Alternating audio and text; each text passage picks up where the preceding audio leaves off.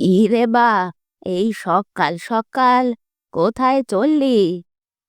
আ মা, আমার একটু গঞ্জে কাজ আছে, তাই তো বের হচ্ছি। বেশ তো, যা তবে। শোন, আসার সময় আমার জন্য গোটা কয়েক পান নিয়ে আসিস তো বাবা। আচ্ছা মা, ঠিক আছে। আমি চলি তাহলে।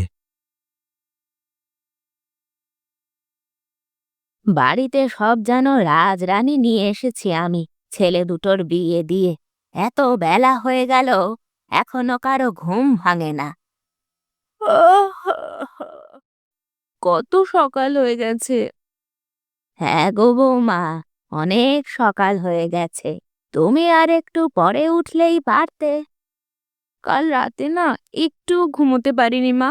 সারা রাত মশাতে যা বিরক্ত করেছে। তা বেশ তো, এখন যাও না, আর একটু ঘুমিয়ে নাও। তোমার কর্তা তো চলেই গেল। তা মন্দ কথা বলেননি মা। তাহলে আমি আরেকটু ঘুমিয়েই নিই। আপনি এক কাজ করেন মা, সকালের খাবারটা আজ আপনার বড় বৌমার ওখান থেকেই সেরে নেন। দেখো কাণ্ড, আমি কথার কথা বলতে না বলতেই মহারানী আবার ঘরে ঘুমাতে চলে গেল। সবই আমার কপাল। কপালে থাকলে তা কি কেউ খণ্ডাতে পারে? যাই দেখি বড় বৌমা কি করে।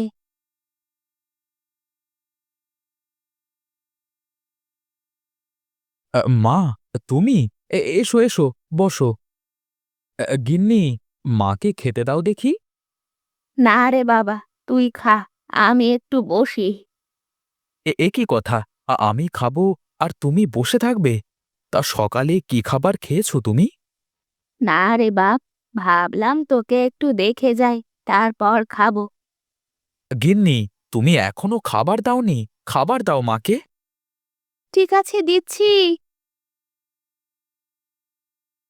মা, আপনার ছোট বৌমা সকালে কি রান্না করেছে? কি জানি গো বাপু, এখনো তো খায়নি, জানবো কি করে? শোনো মা, তোমার বড় বৌমা শুটকি রান্না করে খাবে বলে আমাকে শুটকি আনতে বলেছে। তুমি কিন্তু কালকে আমাদের শুটকি রান্না করে খাওয়াবে। তোমার হাতের শুটকির তুলনা হয় না মা। মা, এবার শুটকি রান্নার সময় আমি আপনার পাশে বসে থাকবো। আমাকে আপনার মতো করে শুটকি রান্না শিখতেই হবে। বেশ বেশ মা, তুই কোনো চিন্তে করিস নে, আমি তোকে শিখিয়ে দেব। তা মা, তোমার ছোট ছেলের ব্যবসা বাণিজ্য কেমন চলছে? কি জানি বাপু, অত খোঁজ খবর আমি রাখি নে। দুবেলা দুমুঠো খাই আর নিজের কাজ করি। মা, আমি না দুবাড়ির মাঝখানে যে ফাঁকা জায়গা, ওখানে কিছু সবজি চাষ করতে চাচ্ছি। এ তো খুব ভালো কথা। জায়গা তো পড়েই থাকে, পরিষ্কার করে কিছু সবজি লাগালে দুটো খাওয়াও যাবে, বেশি ধরলে বেচাও যাবে। বেচা লাগবে না মা, খাওয়া চলে গেলেই হবে।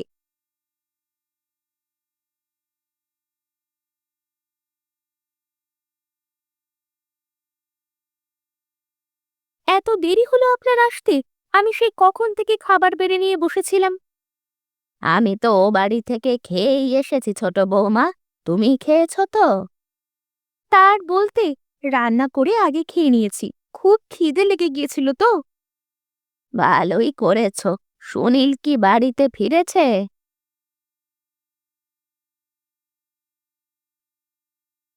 না, সে তো এখনো ফিরল না মা। মনে হয় আসতে একটু দেরি হবে। তোমাকে কি বলে গেছে? না মা, তবে বলল যে কাজ আছে অনেক। না খেয়ে দে চলে গেল। কে জানে, পাগলটা খেয়েছে নাকি কিছু। ও নিয়ে আপনার চিন্তা করা লাগবে না মা, খিদে পেলে হোটেল থেকে খেয়ে নেবে। শোনো ছোট বৌমা, তোমরা খালি টাকা পয়সা খরচ করার কথা ভাবো, আর বড় বৌমা কেমন টাকা পয়সা বাঁচানোর কথা ভাবে। এত টাকা পয়সা বাঁচিয়ে কি হবে মা? দেখেন না আপনার বড় বৌমা কেমন করে থাকে। থাক রে মা, ওসব কথা বলার দরকার নেই। তুই তোর কাজ কর, ও ওর কাজ করুক।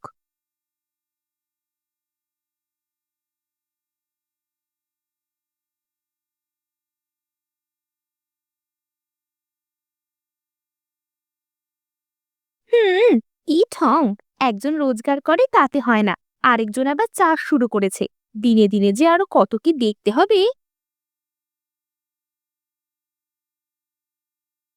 দেখো ছোট বৌমা, বড় বৌমা কেমন এই জায়গাটুকু কাজে লাগিয়ে বেগুনের গাছ লাগাচ্ছে।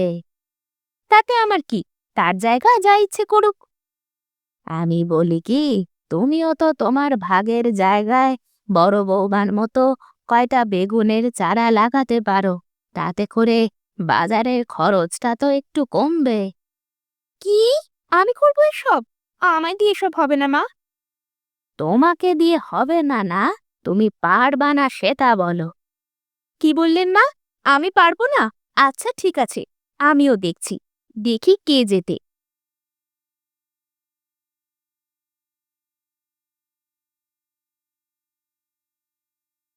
আমিও দেখব কার গাছ বেশি ভালো হয়, কার গাছে কত বেশি বেগুন ধরে।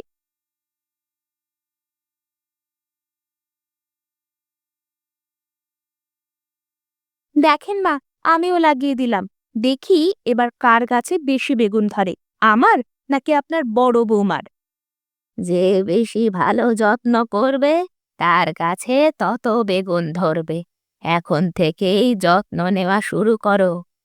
আমিও দেখব কার গাছে কত বেগুন ধরে।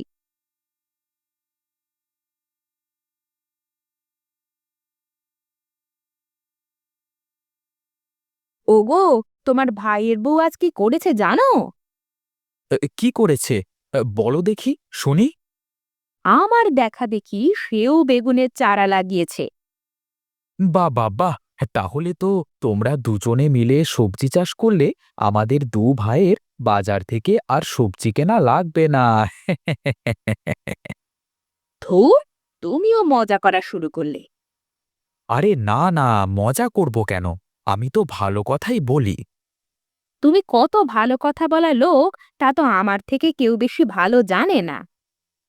ঠিক আছে, আজ থেকে তাহলে আমি আর তোমাদের ব্যাপারে কোনো কথাই বলবো না। না বললেই ভালো।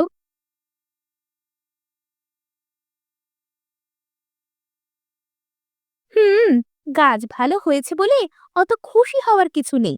দেখবো কার গাছে কত বেগুন ধরে। সে সময় হলেই দেখা যাবে কত ধানে কত চাল।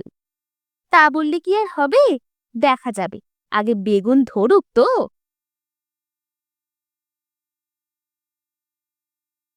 দেখুন মা, গাছগুলো কত বড় হয়েছে। আপনি বলেন তো মা, কার বেগুন গাছ বেশি ভালো হয়েছে? গাছ ভালো দিয়ে তো হবে না মা, ফলও তো ধরাতে হবে গাছে। ও আপনি চিন্তা করবেন না মা, সময় হলে সব দেখতে পাবেন। দেখেছেন মা, এখন আর সহ্য হচ্ছে না বলে কোনো কথা না বলেই কেমন চলে গেল। তোমাদের এই যুদ্ধ কবে যে শেষ হবে তা কে জানে। কোনো দিনও শেষ হবে না মা। দেখেন না, ছোট ঘরের মেয়ের আচরণও ছোট লোকেদেরই মতো।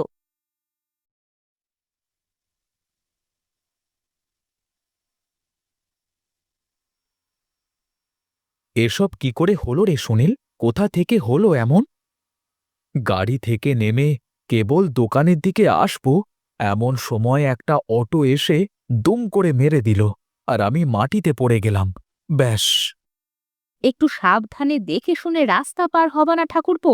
এখন কি একটা অবস্থা। মা, আপনি কান্না থামান, সব ঠিক হয়ে যাবে। মা, কিছুই হয়নি সুনীলের, তুমি কেঁদো না।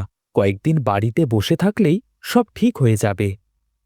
দাদা, আমার ব্যবসার সব টাকা পয়সা তো আটকা পড়ে আছে। আমি সুস্থ না হলে কিছু করতেও পারছি না। এখন সংসারটা কিভাবে চলবে? ও নিয়ে তুই চিন্তা করিস নে ভাই, আমি সব দেখব। আর যদি দু ভাই একসাথে থাকতি, তাহলে কি আর কোনো চিন্তা করা লাগতো রে? আহ মা, এসব কথা এখন বলো না তো। আর সুনীল তো আমার আপন ভাই।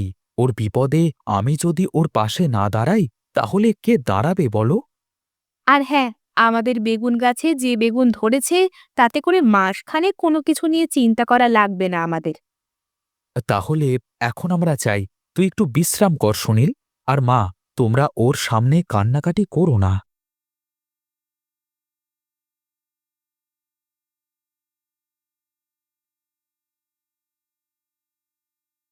কি রে ছোট, বেগুন তুলিস নাকি? হ্যাঁ দিদি, রান্না করতে হবে তো, ঘরে তেমন সবজি নেই। তোর রান্না করা লাগবে না, আমি সবার জন্য রান্না করেছি। আর এই বেগুন তুলে রান্না করবি কেন? তাছাড়া কি করব, সে তো ঘরে পড়ে আছে। আমার তো আর কেউ নেই যে বাজার থেকে বাজার করে এনে দেবে। পাগলি, আমরা কি নেই নাকি? তুই আমার সাথে কথা না বললেও আমি কিন্তু তোকে আমার ছোট বোনের মতোই মনে করি। এই পাগলি, কান্দিস কেন তুই? আমাকে তুমি মাফ করে দাও দিদি। আমি না বুঝে তোমার সাথে সব সময় খারাপ ব্যবহার করেছি। আমি কিছুই মনে করিনি, পাগলি কোথাকার। এখন চোখের পানি মোছ দেখি।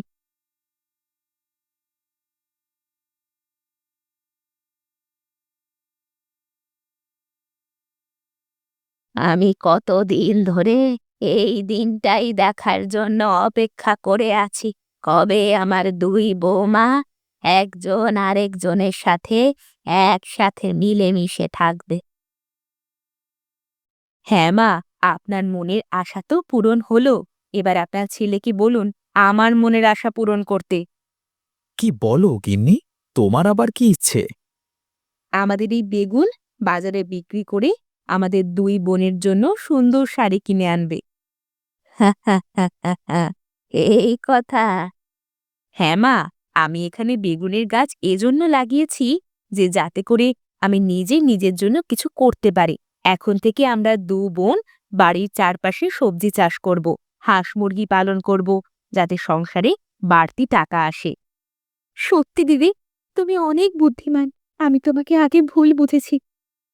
যাক, এখন থেকে তাহলে একটু আয়েশ করবার সুযোগ পাবো। গিন্নিরা যদি কাজ করে তাহলে কর্তারা আর এত কাজ করে কি করবে? ওরে, তোরা চল চল, আমার সুনীলের কাছে গিয়ে এই খুশির খবরটা দি।